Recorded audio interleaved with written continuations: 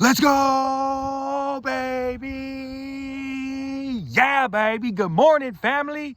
Let's go, baby. Hey, it's Friday. We got through the work week. We continue to put God first every single day, baby. I want to share a parable that was in the Bible about all the disciples out on the boat. All the disciples out on a boat, right? And it's a super big storm, massive storm. And the disciples look in the distance and they see something. They see Jesus out there and they don't know if it's a ghost or not. They don't know if it's real.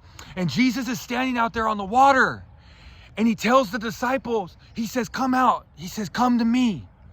And when Peter steps outside the boat, he's able to walk on the water until he starts to notice the storm around him. Once he notices the storm around him, he starts to sink. Now, this reigns true in our lives, family. If we take our eyes off the Lord, we start to notice everything around us and we start to sink.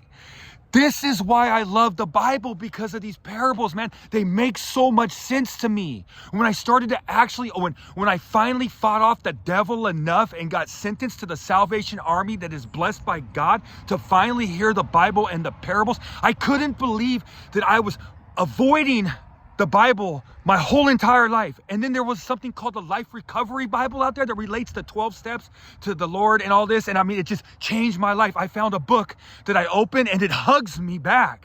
I'm so thankful for that. But back in my life when I didn't walk with God, and we can all have this experience. If you're the prodigal son that walked away and you've come back to the Lord, we could all have this experience. But when I used to not walk with God, I noticed the storm every day. It's like my whole life was the storm. My insides was the storm.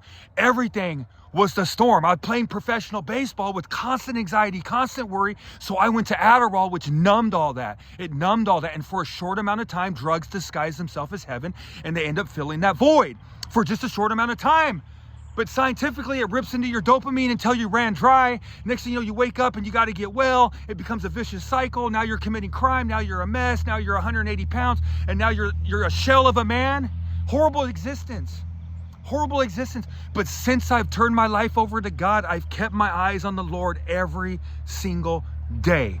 And where does he taken me? Right now, this moment, spreading the good news, doing alumni chapel the other night, shining through my vessel, saving lives, being an asset, having peace, having forgiveness, having love, being an asset, having accountability, having all these things that I wish I could have had as a man. When I was riding my bike in my addiction, I would be baffled by the life I live now.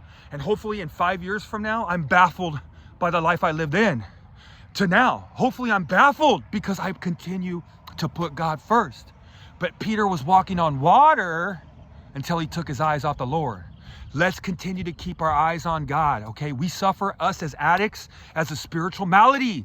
If you take out the books about spiritual, or the pages in the big book about spirituality, the book's like this thin, family, okay? This is a spiritual malady. We have to find God. And for me, early on, Jesus connected me to my connector, and now I have this amazing relationship with God, the King of the universe, who talks to me like he loves me, he wants me to do good, that he saved me, that I'm on the right path. That's the type of self-talk I want. I want to wake up every day, look up at the Lord, and let him tell me, let's go, baby.